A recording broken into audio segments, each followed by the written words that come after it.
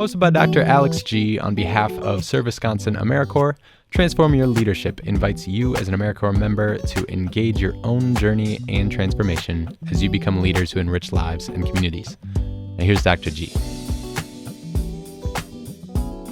Good morning, everyone. Good morning. So let me just have us I'm trying to think, a number of you are from the same organization in Eau Claire? In Wausau. And would you get mad at me if I acted like we were like in fourth grade and just mixed up the tables a little bit more? Would that be okay? Because I'd love for you to meet other people doing other things. So could we just do, and if you feel like you just need to stay at your own table because you got that level of seniority, or you can just do that, just put that look, just look like this, like, so people know you're not moving. And so, okay, so this is just like a small icebreaker. Take a few minutes just to talk about, we're always asked about our favorite movies, favorite films. But I want you to take a moment in your group to think about one that may have had a strong leadership development component, particularly as it pertains to the development of the character of, what's the leader called? The protagonist? Yeah. See, I remember English 10th grade. I remember that. So take a moment to see, just to reflect on a movie or maybe a lead character who really just exhibited some strong leadership stuff. I'd love for you to do that. All right. So, like for example, mine was U-571. Is anyone old enough to remember that? Yeah. Who starred in it? Matthew McConaughey. But the transformation of his leadership as an individual was fantastic. If you haven't seen that, I first saw it on DVD, on big VHS. But it was a powerful, just a story of how his own personal character development influenced how he really led in a part of a naval academy or on a submarine. So think about a movie you may have seen, and you don't have to necessarily report back out. I mean, we might get a couple of those, but just begin to go back through some of your favorite movies that touched upon strong leadership, and just talk about what stood out to you about that character development. And you don't have to use U-571. In fact, you're not allowed to use that one. So and those of you that are also watching, just think about it. If you're watching this together, talk about it. So let's just take about 5 minutes to think about strong leadership character or a strong transformational leader that you saw in a movie that you've watched. Okay. Do you want to just shout out any, you don't have to, but just shout out any movies that you talked about? Okay, your table has to shout out one. Gone with the Wind. Ooh, Gone with the Wind. Which character? Scarlett, okay. The Perfect Storm. Oh, Clooney, and who else was in that with? Mark Wahlberg. Yes. Yeah. Interesting. Yeah. Okay. How about this table? I said Legally Blonde. Elle did develop, right. You know what? I think she did a lot more growth in Legally Blonde. The first one, I didn't like the sequel. I didn't either. You didn't either? There were two sequels. There was like two or three. First one is good. The first one, yeah, I got it. Yeah. Anytime I flip through the channels and that one's on, yeah, I like that. The scene where her professor turned around in that chair when she was, well, you're not quite the woman I thought you were then.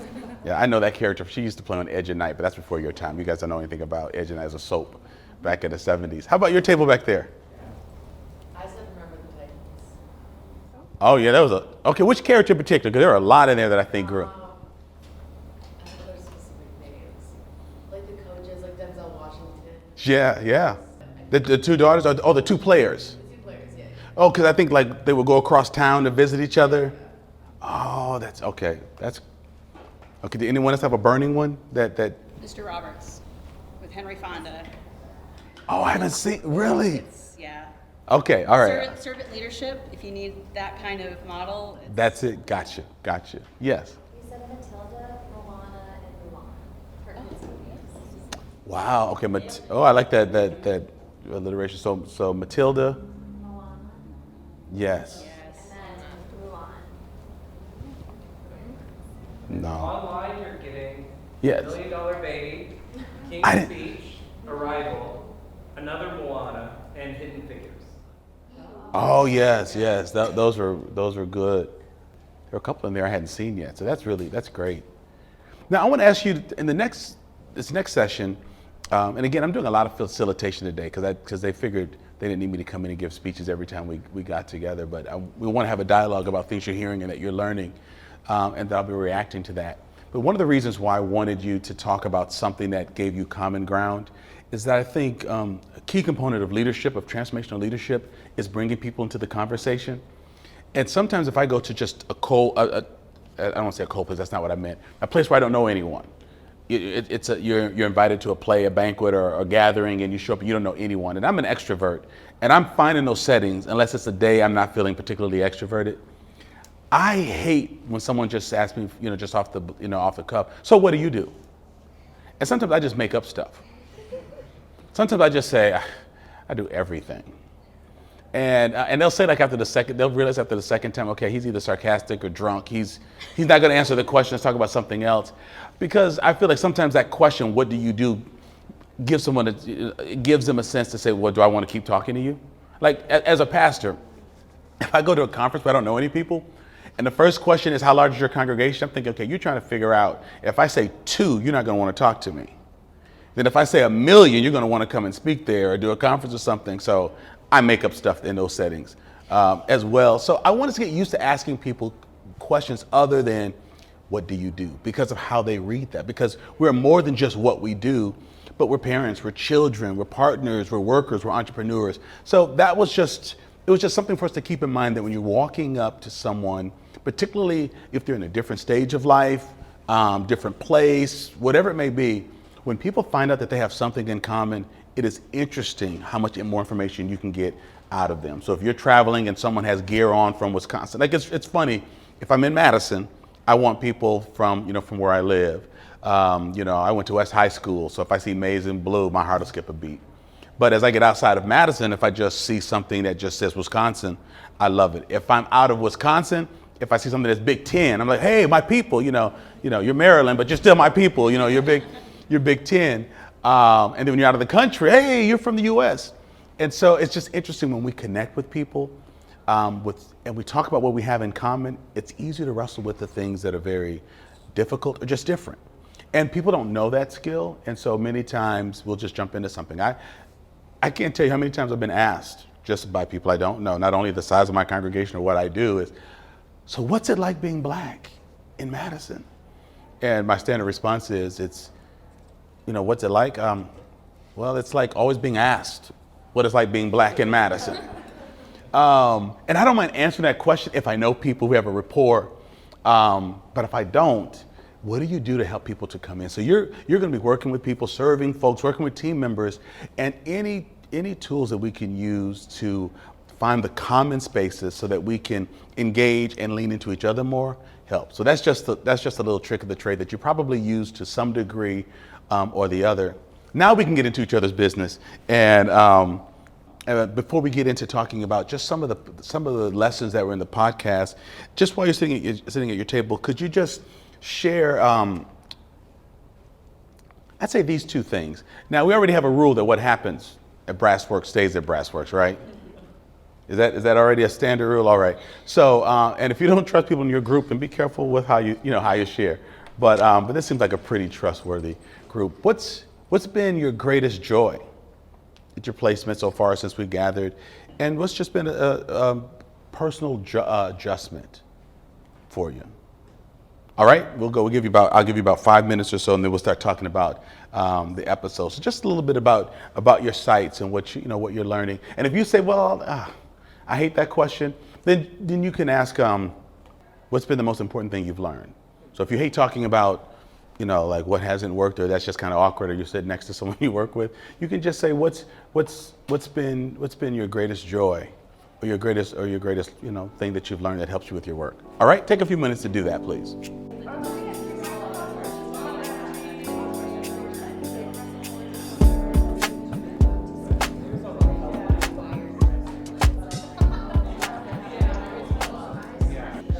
All right, I think I'll bring us back in. We're just going to float around a little bit just to hear some of what your group is reporting back on. So who'd like to start just sharing a little bit about what you're learning, or great opportunities or joy that you're experiencing in your position or your role? So who'd like to start? Oh, all right. One of the biggest successors that we discussed was that everything happens in baby steps or small changes. So every little victory needs to be celebrated. That's good. One of a trial, I guess you could say, is that just the adapting to the time frame and making the biggest impact in the amount of time that we have, that we're given. So for him, it was 2 to 5 hours. For me, it's 20 minutes some days. So it varies. Wow. Good. That's really good. Anyone else? If you need a second, people said that working with supportive staff and community members, we're learning together. And they talked about seeing moments people believe they're no longer alone in their struggle. Remembering that moment when it happened for me, and enjoying the increased awareness and compassion of my community. And then another person said, the greatest joy is working with kids, and something I learned is to just, it is not just about teaching kids, it's adults too. Another one talked about getting patient approved for certain funding. I see having an online response out of make some of us want to share our ideas too. So any others? Yes. My probably favorite thing has been just building personal relationships with the students I'm working with, and being able to kind of have those one-on-one relationships. Because some of the students I'm working with, because I'm doing literacy tutoring, is some of those students have been like struggling in class, and I think it's kind of hard for them to focus in a classroom setting. So just being able to work one-on-one and like kind of help develop their identity as like a learner, where like some students I think that I work with in the classroom, they feel kind of like, oh, I'm stupid, I don't understand any of this, but like being able to work one-on-one and just be like, oh, I can do this, and stuff like that has been really great. Just being able to see their identity as like a reader develop. So in some cases like that, you're having to really encourage the students' level of security to realize that they are smart. Are you also finding that there are students who just get the information, but they're so easily their grasp of the material is just off the chart, but somehow maybe internally or externally they're so distracted that maybe people have missed the fact that they really are highly intelligent, but just life or whatever is just distracting them from really demonstrating it? Yeah, and just them not being able to like maybe focus when there's a bunch of like stimuli around, but like Sure. when they're just one-on-one.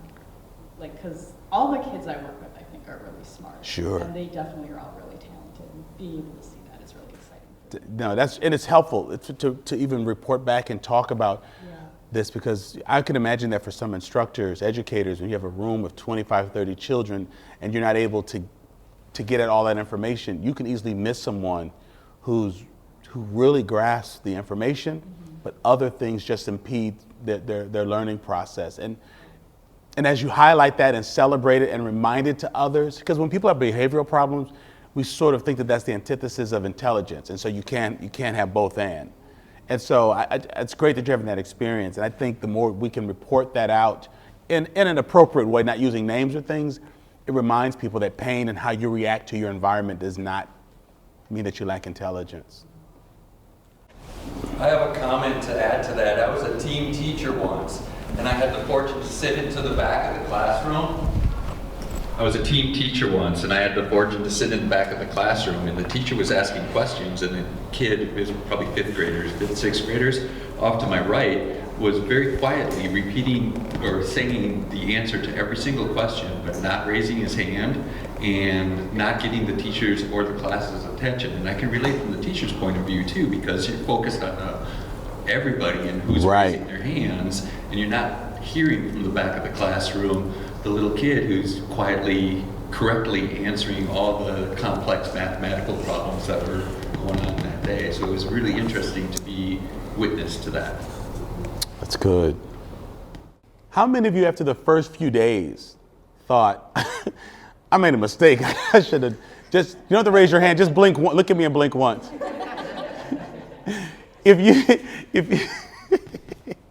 you think your supervisor made a mistake by being your supervisor, look at me and blink twice. Okay. It's wonderful to hear how we're learning about how those we're serving are changing. That's a tremendous thing to take a look at. But as we move into the next part of our discussion, I want you to think about in what ways are you beginning to see change in yourself? Because that really is the core of what it means to be a transformational leader. That when we're looking at transformational leadership, when I talk about it, I mean a leadership style that is not necessarily transactional, where I'm leveraging your skills, your intelligence, your ability to raise money, but you're not growing, you're staying at the same place.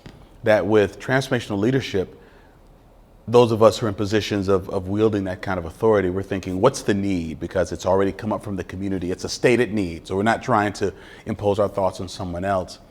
But how do we get this outcome by making these individuals become stronger, more skilled, but actually just more confident in their work and understanding that they are each individual is a part of the solution. That if we get to the finish line, do they still have three-legged races? Again, sometimes when I talk to such a young group, I feel old when I use these examples. Does anyone even know what a three-legged race is? Yeah. When they used to tie your legs together? Yeah, I don't. I used to do playground duty for my daughter, and I don't remember kids doing that or schools doing it. But if you just showed up at the finish line with rope around your leg and no partner, you don't win. Or you drag that friend in. The idea is that you want to work together. And I don't think we celebrate or reward collaborative effort. And I think if we did that more, if part of the evaluation of an organization is the well-being of its participants, it's not just the folks that are served, but the people who are serving, I think that's an important metric. And one of the things that I notice with my staff is how they change in the process of service. Not just how they adjust to a difficult situation, but understanding that sometimes their perception or misperception is a part of the difficulty that could create an environment or taint an environment so that someone's learning process is different. Not singling you out, but you're working, I'm sorry, what's your first name again?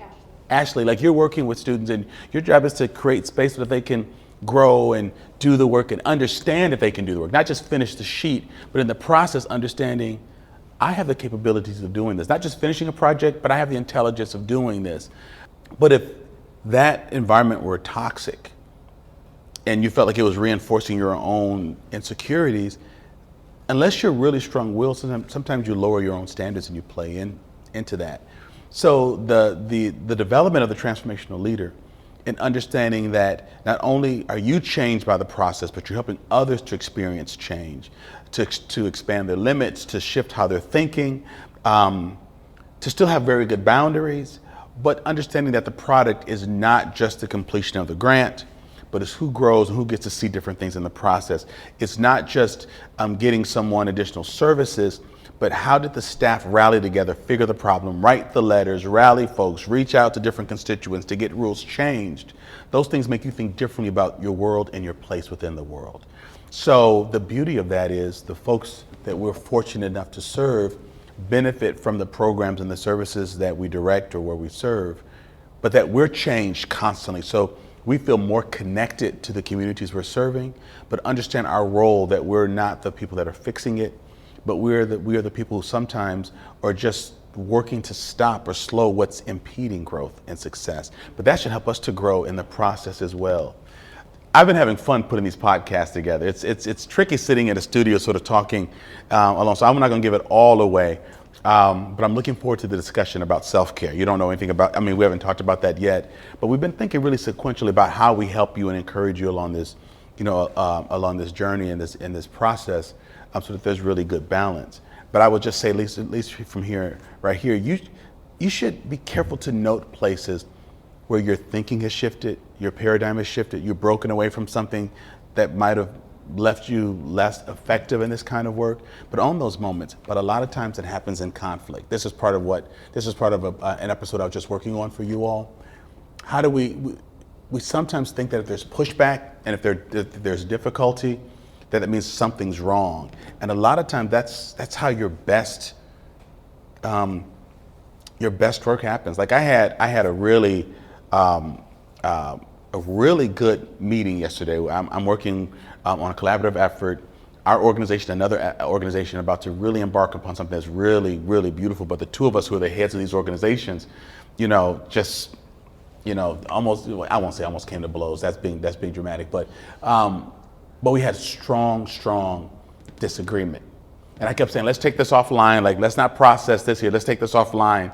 And at the meeting later on, he said, I was provoking you to go off on me, because he told the other person we're meeting with, he said, Dr. G told me to sit down and shut up. No, shut up and go sit down somewhere. I didn't say that. I meant it, but I didn't say it. But what he was really doing is saying, if people see us as the heads going back and forth and bantering, and it has not changed our relationship or respect for each other, it creates an environment where others can share their views as well. Now, some of you are looking like, oh my God, he didn't just say that. And listen, being able to talk about those things is not just cultural. I know some of us might be like, you know, from the US version of Scandinavia where you don't talk about things. I was just talking to someone about this. You may be in places that have culture where you do not talk about stuff. I come from a culture and the family's like, no, hold on, wait a minute, What did you just say? No, we're gonna talk about that right now, because every time we get ready to talk, this comes up. And so I think we can learn from that. But again, because I have a strong rapport with my family, we can argue and talk and point fingers. And my sister and mom are both social workers, and so we're diagnosing each other. You're projecting, you know, like we're going through that DSW book or whatever it's called. You're exhibiting issues up. So yeah, we play dirty. And but then at the end, we're like, all right, whose turn is it to pay? All right, we're back on for tomorrow, right? So when you know you've got that rapport, but as transformational leaders, you create that kind of environment, because you might be in places where people don't talk about the fact, well, someone doesn't show up on time, or they don't get their work done, or we all get blamed. But part of what your work is to change the environment so true change can happen. Transformational leadership, a leader doesn't just leave things at status quo.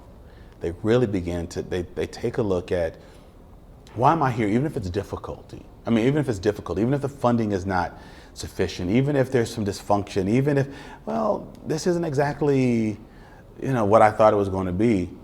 We don't run from those because it's not ideal, because we learn in those kinds of spaces as well. So when you feel tempted to question yourself or your placement or this choice to do this, don't, because we learn almost as much, if not more, from wrong turns and detours than we do just going from point A to point B. So remember, efficiency is not always the name of the game. You want to be effective, but efficiency means, you know, what's the shortest way, the easiest way of doing things, but that might mean leaving out some very important discussions. And so a question I'd like to ask you out loud, we don't have to worry about working in groups now, is have you seen indications of transformational leadership or transformational leadership development inside yourself, others in your organization, or maybe within even some of the people you're serving? I'd love to know if you're seeing any of it inside yourself, and don't feel like you're blowing your own horn by saying it's like, okay, he's just going to say it's only been 4 months, 4 weeks, what are you talking about? But no, I'm hoping we're seeing some signs, or even signs of where we're having to fight other models of leadership so that we can do that. And you're going to, okay, we'll just pass the mic around. So I've gotten to be at the same place since January, so this is going on month 12 for me. Okay. So I've found that over the course of my term and a half, when I look at, especially because I work with middle schoolers, I'm able to see them at a much deeper level, and that's becoming easier and easier to do with the kiddos that I'm building rapport with, but I'm finding that that's just like translating to the rest of my life, where I feel like I get to see people with a capital S with a lot more ease, and I'm able to figure out like how I can show myself in that same way. And that's been really amazing just for my ability to like connect with other human beings. So. That's cool. That's really good. Others, and it's middle schoolers that you work with? Yeah. That's a good age. That's good. Some days it's I love it. Well, this is my third year with AmeriCorps. So throughout those 3 years, I've definitely seen a change within myself. Really? Okay, great. Partly because of the students, because I work with high school students. I'm an educator as well. So I've been able, the changes I've seen in them has had an impact on me. It feels like I've established good relationships with them, with a population that is not as young as I am. we're not, the age between us isn't that big. So I've been, kind of what you said, I've been able to connect with them. I've been able to establish relationships where it's comfortable enough for us to exchange not very private information, but information that would lead to us, getting their academics into place, getting them to get their high school diploma. That's how the relationships play into the work that I'm trying to do at the high school. So. Tell me your first name again. Charles. Charles. It's interesting. Do you think you're able to do that? Well, why do you think you're able to do that with students, whereas some educators don't? Do you think it was people were trained differently in how to interact with students, or they're dealing with more students? Because what you both are talking about makes the difference in success or not. When students are failing, and I've noticed this with MMSD, being a product of it and having been in this community for 50 years, it's easy to think that the child is deficient in some ways, but you're explaining the different responses because of how you respond to the students or understand the students, which makes all the difference in their educational experience. And so while we're trying to diagnose why we have the disparities that we do, we're thinking maybe they're hungry. We're always going after what's wrong with the student and not what's wrong with either systemic realities or how people are, by that I mean how people are trained to interact with the students. Because we have very good teachers, educators, who don't realize this is part of their work. Then you have folks who are so educators, but they know how to connect with the student, and all of this, brilliance and productivity comes out. And so I love the fact that we do have to challenge students and their environments and families, but we also have to look at who has the toolkit to understand what it takes to unlock this potential. So you're doing it, Charles, but I'm just curious, your perspective on situations when that doesn't happen. What are you noticing that it might be due to? Well, I give a lot of credit to the high school that I work in because I was placed in, we call it the Academic Learning Center. Mm-hmm. It's a resource center within the high school where students who show signs that they need extra help that they can't get in a regular resource center or in class, they're assigned to our resource center. And the main way to go about it is that it's meant to be a more intimate and relationship-based environment for these students. So we have class sizes up, I think the most we have is 10 students in our resource center. So it's very individualized. It's me and another AmeriCorps member and usually another teacher in. So we don't necessarily have the problem of having 25 students in our class where, like you mentioned, Dr. G, where we might miss a student who has potential. We know each of our students fairly well throughout the school year. And we're able to make that individualized assessment of them and establish those relationships. So part of it is, the foresight or the insight of the school that we serve in, because they realize that some of these students need those relationships and extra help. So I give a lot of credit to them, definitely. That's great. That's great. How about others? Yes.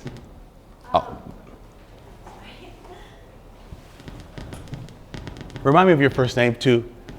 My name is Morgan. Morgan, okay, thank you. So, before you talked about the impact we're having, sorry, the clicking happened. You talked about maybe a paradigm has shifted in us where we don't feel like we're having an impact. And I thought about that and how to have a more successful impact. So right now, my struggle is that I feel like I'm not making a full connection with the staff at my location, just because there's so many. There's 8 different schools, right? Oh, sure. And I go to all of them. So I feel like I am reaching out to the parents and students, but I feel that the full circle needs to come into play with the staff. But then hearing all your wonderful stories about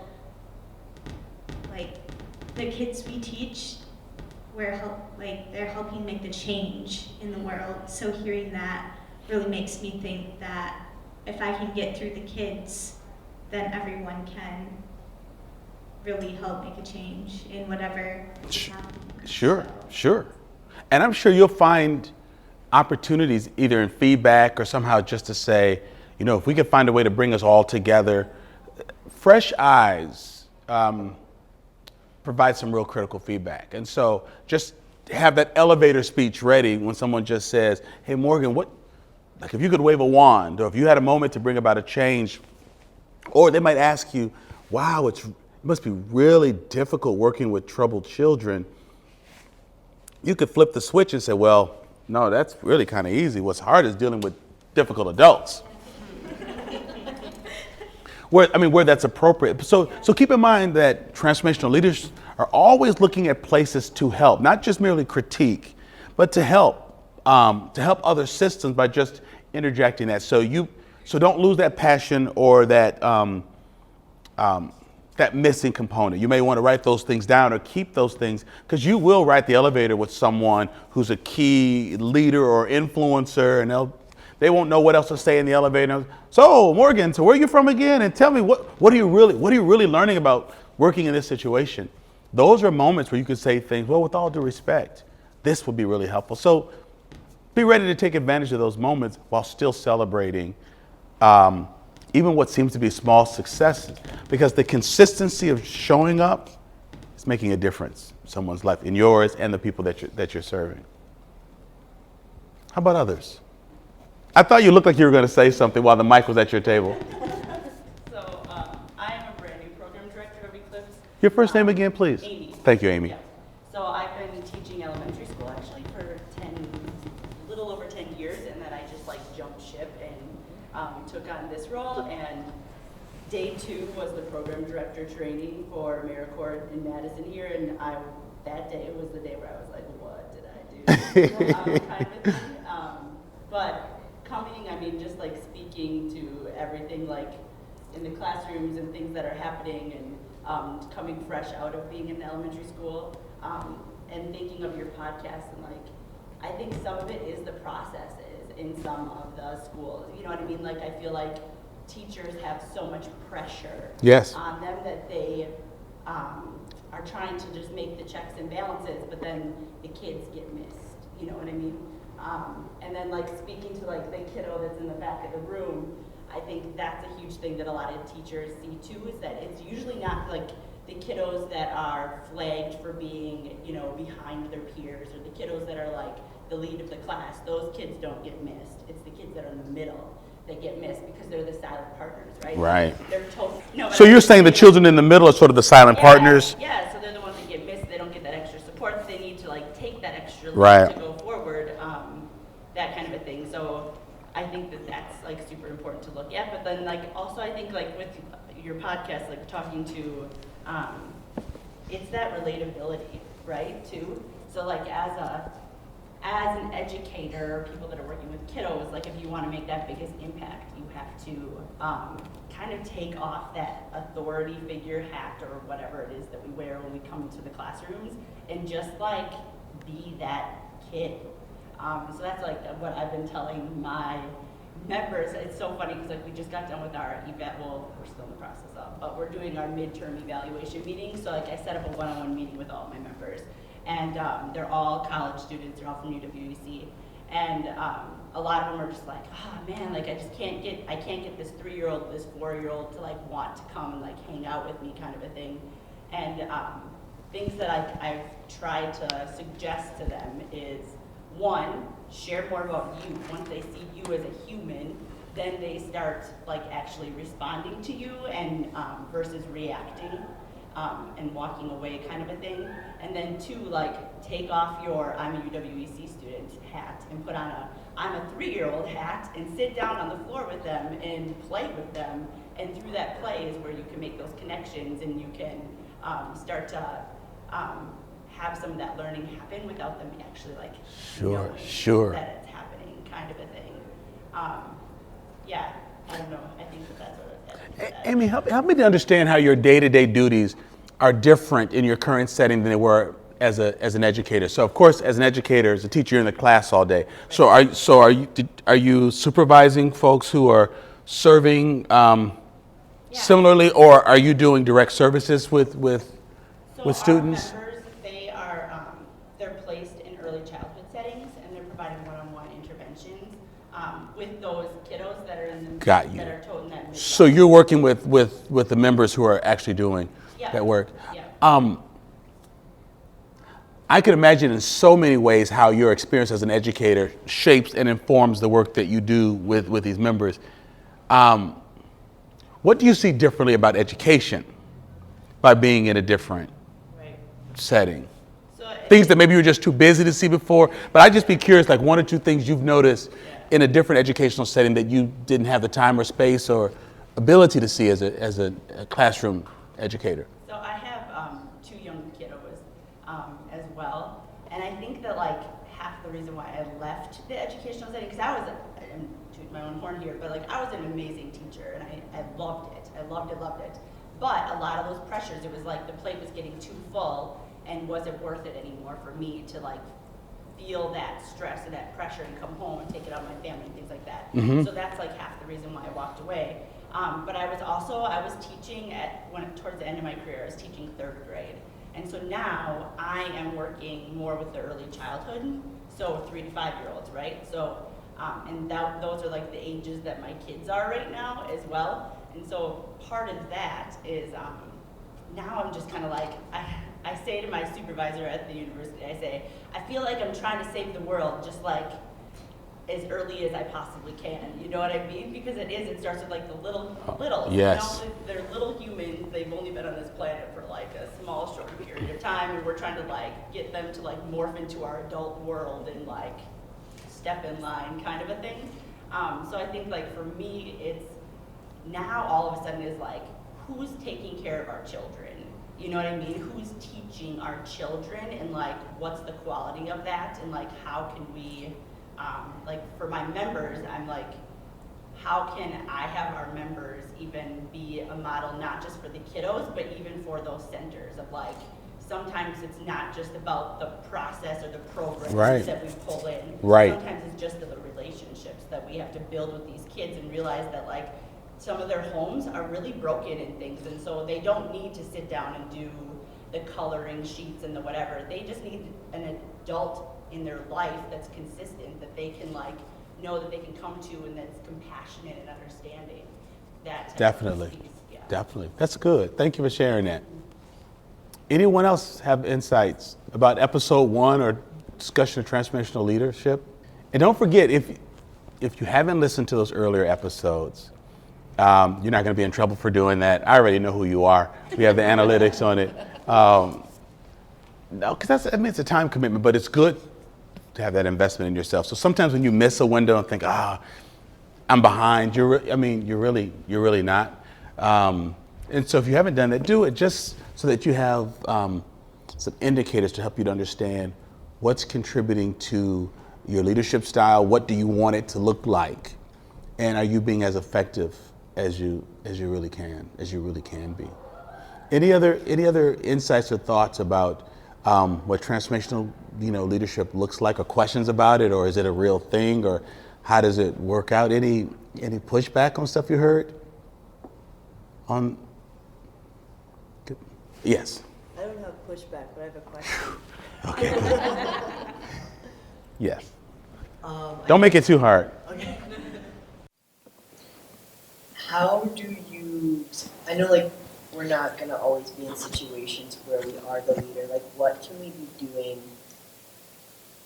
Like how can we relate to each other as peers while keeping in mind like we always have the potential and the opportunity to be transforming with each other? And like how can you make that, like when you're with your peers, what does that look like? That makes sense. Sure. And by peers, you don't mean only folks who are participating in AmeriCorps. You mean all of the employees or influencers inside your organization. Just like everybody you run into. Like that's Sure. That's a great question. Anybody want to take a stab at answering it before I jump in? Come on, I know you got some thoughts. I think one of the clearest places where transformational leadership, the concept is shared in talking about your experiences, good and bad. Typically, you'll just hear about all the things that people are doing really well. My numbers are up, my grades are up, and but helping to create some transparency. You know, I'm having a difficult time, and it's not because of the student. It's my stuff. I'm just making this up. This scenario reminds me of my little cousin or my little sister, or some of these same things happened in our family. And wow, I'm realizing I'm asking this 11-year-old to articulate something or process something that I haven't as a 25-year-old. I think as we talk openly about those places, it helps a lot. Now that's scary because that's not like classic leadership. Classic leadership is that you're stoic and you do it because I say do it. And even though I may not be the best example of in every scenario, I'm still trying to tell people this is what you do. I think with transformational leadership, the way you share it with others or encourage it with others is that you create that space to make others want to come in and do that, because others don't even think it's a thing. When work or volunteerism or whatever communities you're a part of, you know, clubs, sororities, fraternities, faith organizations, when it becomes a place where you can be transparent, it's just really, it's helpful. So that's what I would say. I think that piece really helps. I have a colleague. Well, anyway, I won't get into that. We can do that part later. But I would just say that's one thing that I would say. The other thing is learn from good examples of transformational leadership and examples of that are not so exemplary, that you would not want to follow. Without necessarily downing that individual, because it could be time, space, and people were just told different things. Like Amy, right? Amy, you said like with the 3-year-old sit on the floor, but years ago there was a school of thought you don't do that. Again, I'm 56.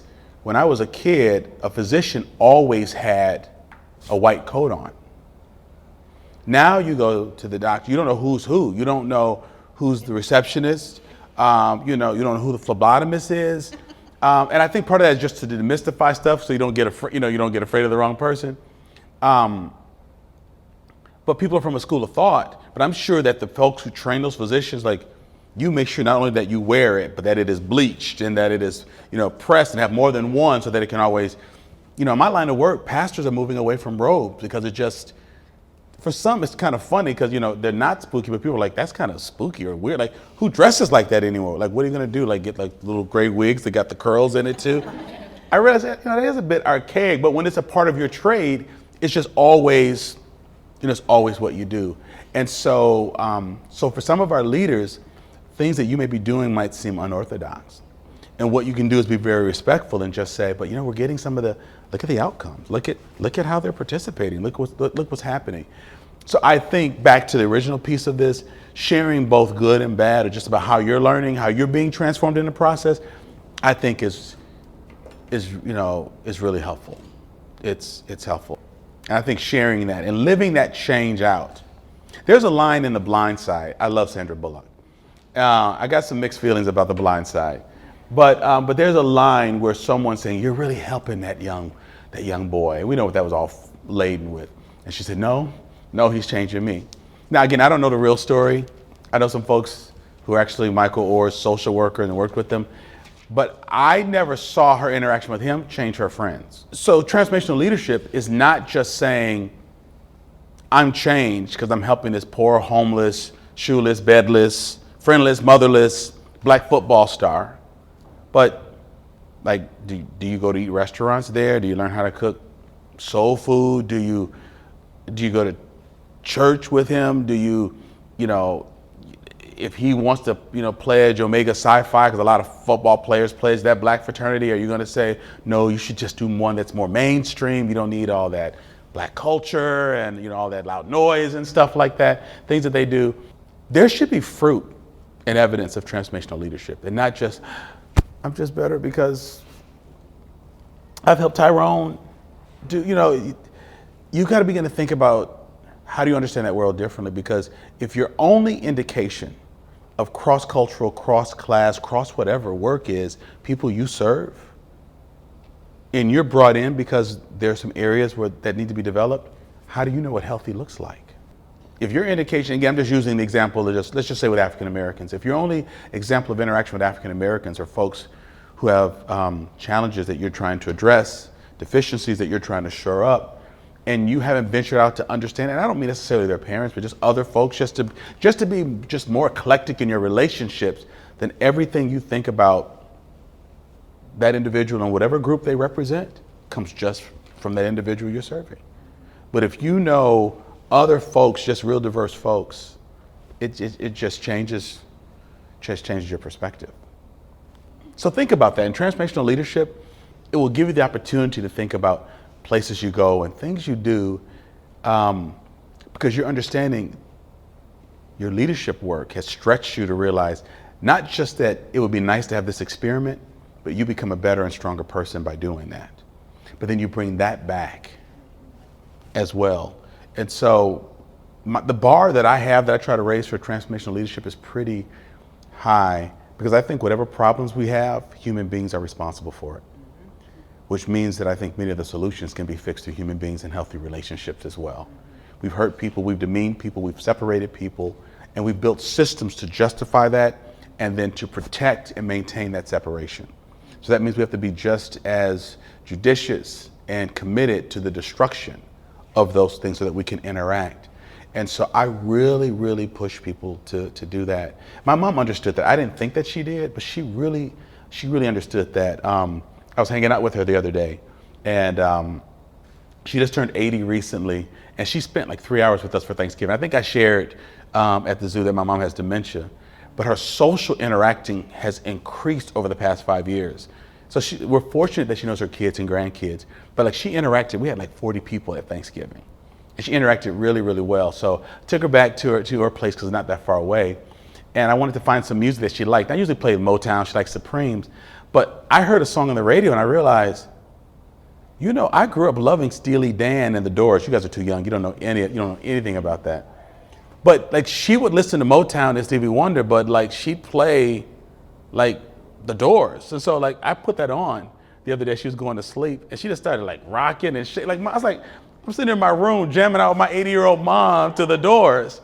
But that's the music I remember hearing as a kid growing up. So she was really big on exposing me to different thought processes and different cultures and doing things which really makes my cross-cultural experience different. So that when someone does something really horrible, let's just say it's like the group of folks that were leading the march in Charlottesville, I have too many close relationships that look like, with men and women who look like folks in those, those scenarios, that it makes it impossible for me to say, whatever the group is this way, because I've had too many personal experiences, so that I can just say that's different, that's a different scenario, that can't be attributed to everyone, but it's because I'm not just limited to what I see through media or through people who sit in my office because of counseling. I have personal interactions that let me know, okay, that's an enigma, that's not the way it plays out every place.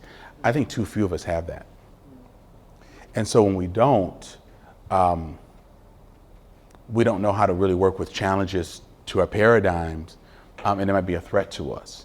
It's a tall order. It's a real tall order for folks who already have limited time, limited resources. But I really think at the end of the day, we want to make a difference in the world.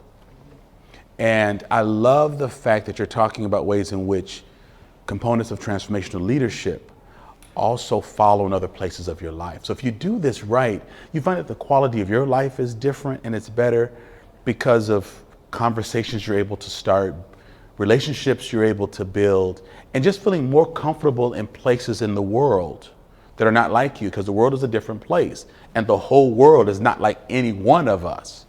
And so the more we learn to move between those places and those boundaries, the more we're able to build coalition and relationships with folks that makes not only our work easier, but life easier. And if your work is not changing the quality of your life, you're in the wrong work, regardless of what it is. but what you're doing is not only making, or has the potential of really making a tremendous change in the lives of those you're serving, it has the ability to make an impact on you and those who you'll touch. That's why this concept is so important, because it's not just limited to work. Did you have your hand up, Ben? Okay, I thought you did. Okay, I was gonna get Ben and then you. I'm sorry, I wasn't trying to call you out. All right.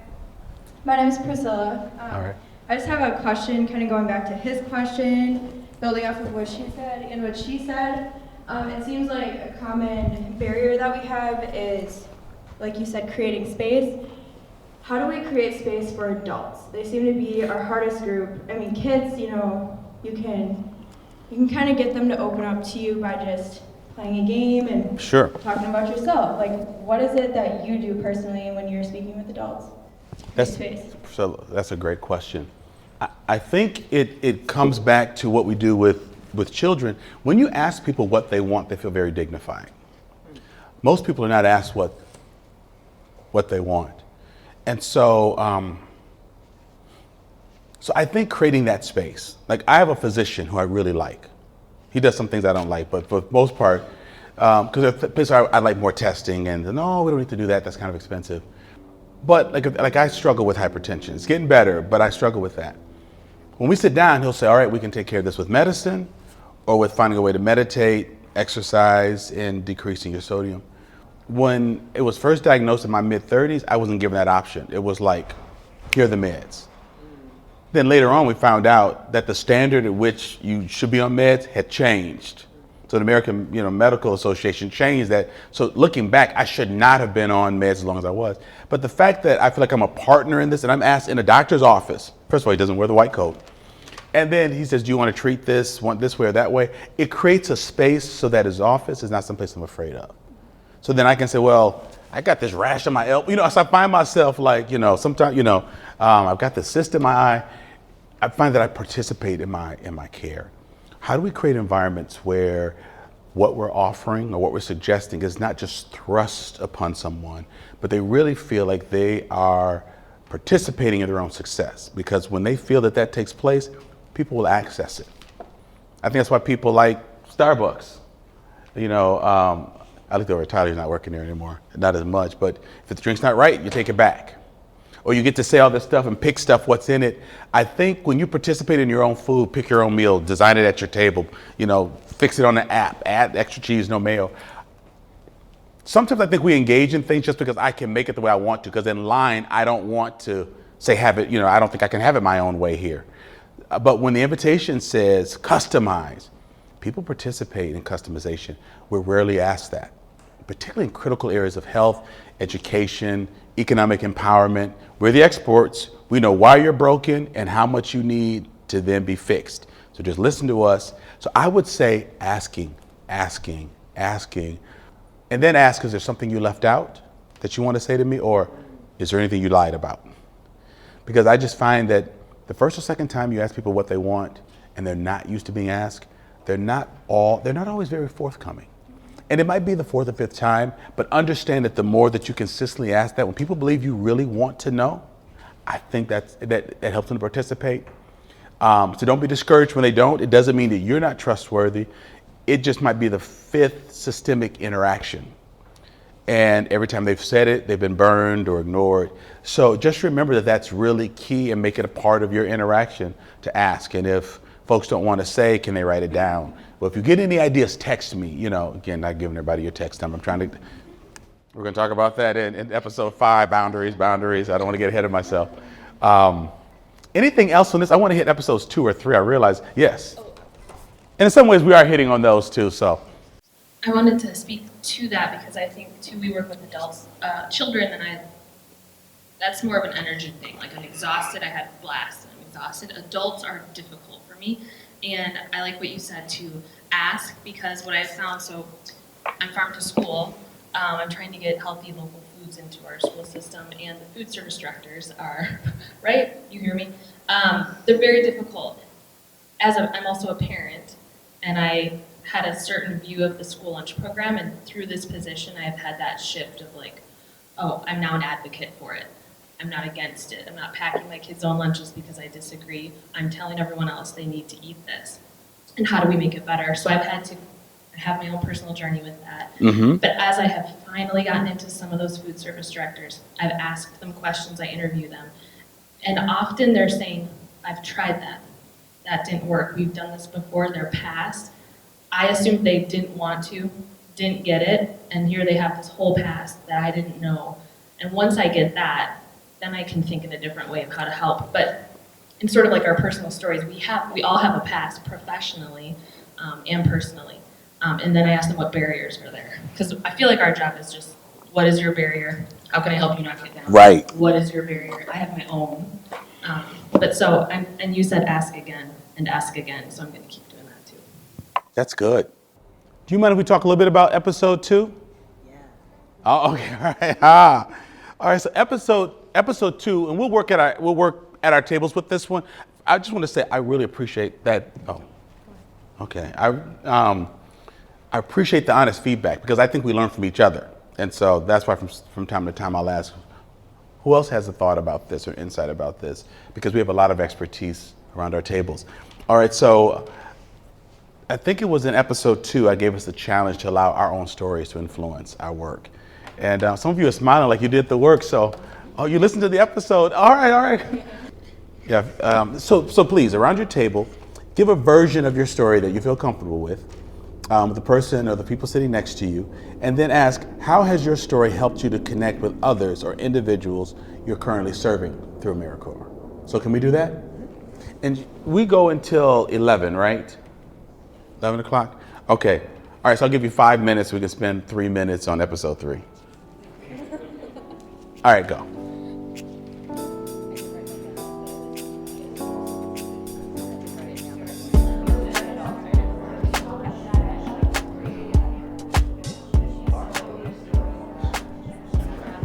All right, I'm going to bring us back in. I'm sorry. When we gather next, I'll make sure we give us... No, I'm not going to apologize. What happened was supposed to happen. Listen, getting used to telling parts of our story is an important part of our work. And this kind of comes back to what you're asking. How do we share this with our coworkers? And it could be having lunch or a coffee with someone or getting together afterwards and just talking about how rewarding the work is because it at least helps you to process something. I think it's really important. We're not often asked about our own stories, which makes us feel like vending machines. We put a paycheck in you, pull a slot, and then you'll put out a plan for a student or a plan for a family. So I want to invite you to bring yourselves to work, and you might not have space to do that in that space, but make sure you're meeting people in this circle and other places where you can begin to do that, because if part of your transformation is that your work helps to bring healing to you as well, that's really important. And sometimes it gives sense to our pain, and that's what I want you to think about as well. I was just talking about a story about this incredible young man who was giving me a tour. I didn't know I held the door open for him when I was coming in, then he held one for me. But it reminded me, he overheard a conversation and said, oh, I helped design this building, let me take you on a tour. But it reminded me that by growing up without my father, I've had a passion of serving young men who don't have fathers. So it's interesting how every time you get a chance to mentor or encourage, it feels like it's stitching up your own scar somehow. And so if that's a byproduct of transformational leadership, that's really, really important, because when you understand, that's how people can really say, not only am I hoping that I'm leading a change in people's lives, but I know how they're helping me to change. That's when it's real. When you become different or healthier because of it, it's important. So talking in your circles about parts of your story and how it influences your work is an important step of just feeling that it's okay to have a story and to talk about it. Because sometimes we associate stories with people derailing. So tell me your story. That's code for how did you get messed up? How did you get strung out? How did you get hung up? How did you get here? But we realize that we all have different degrees of derailment. And some of us cover it up with proficiency, efficiency, GPAs, the perfect look, but we're just a wreck underneath. Remember that this is an important part of the work, and find good places and safe places for doing that. I was going to talk about episode 3, but we've run out of time. But that's fine. So I think what we talk about is what we need to talk about. If you have not listened to episode 3, you can listen to it again. But I talk about the 4 Ps that I think is very important. That how transformational leadership looks on a personal level, procedural, policy, then letting that inform the program. Often we start with a program without those first 3 Ps. And so maybe listen to that and process that again. And I guess the thing I would just ask you to leave here thinking about is just processing how has the discussion and the episodes now being discussed prepare you to go back into your work today, tomorrow, just continually motivated and open to just be effective in what you do. So begin thinking about that, because if we have a nice discussion and it doesn't prepare you or encourage you for the work, then we've missed it a little bit, and you can communicate in the evaluation about how we can do a better job of that. But right now, I would just leave it by just saying, re-listen to episode 3 since we didn't get to talk about it. Think about where those 4 Ps align with your life, and then how does what we've talked about today help you to enter back into your site with a little bit more insight, energy, or perspective, because that's what we want these dialogues to do. And I think I really want to laud your leadership for not only giving space to create the podcast, but to talk about the content. I rarely get to do that. Like, I just put it out there and don't really get a chance to process it with people. So this is really a treat. Episodes 4 and 5 are now loaded up to whatever portal it is that you use, and I think you'll find those really helpful. So we'll talk about, and 4 is the one we did, Eli, about is that the one about self-care? Yeah, so I was trying not to get into that too much. And then 5 is really, how do you work through difficult scenarios if you feel that part of what you're talking about here have difficulty being lived out inside your organization. If you're not feeling supported, how do you really grow inside that space? And I think that you'll find that very, very interesting as well. I'm actually interviewing someone who has sat in your seat, walked in your shoes, and so I think you'll find that very, very helpful. So that's all I have. I really appreciate you all taking the time to be here or joining us virtually, and I look forward to our next time getting together. We actually have one question for you. So this is probably maybe revealing some insecurities, but some members have reflected that if you're stuck and they hear all these wonderful transformational stories that other members are having, but if they're not having the same experience, do you have any motivational topics or how to start their journey? Sure. You start your journey by staying the course. We're different individuals. We've all developed differently.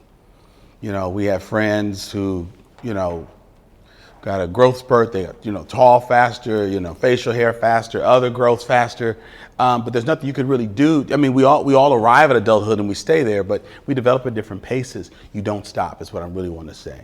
Don't compare yourself with others, because they're on individual journeys. And if you stop, you're going to thwart your own growth and an opportunity because a lot of the growth happens when it doesn't look like it's happening. A friend of mine sent me a notice just out the blue. He says, "Hey, Alex, I'm rooting you on from the West Coast to remember seeds grow in darkness."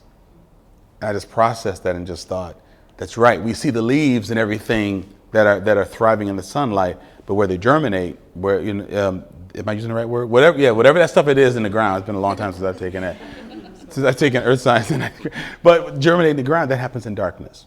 So even when you think you're not growing because you don't have a particular story, doesn't mean that you're not growing. And there's going to be a time where the person whose story might be causing you insecurity, you'll then hit your spurt of really learning your rhythm and what's really happening inside of you, and then it's your story that could encourage them.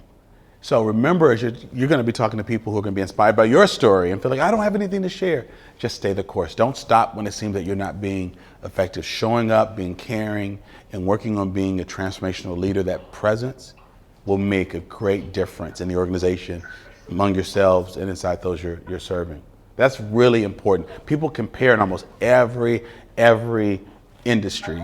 And so, well, why do they have a bigger budget? Or why do they have more responsibility? Or run your race. My track coach used to say, do not turn around in a race. That's not going to help you catch the person. You're showing them that you're insecure. You're going to trip. Just run your own race. Just remember that. Run your race, because you can't run anyone else's. Thank you all.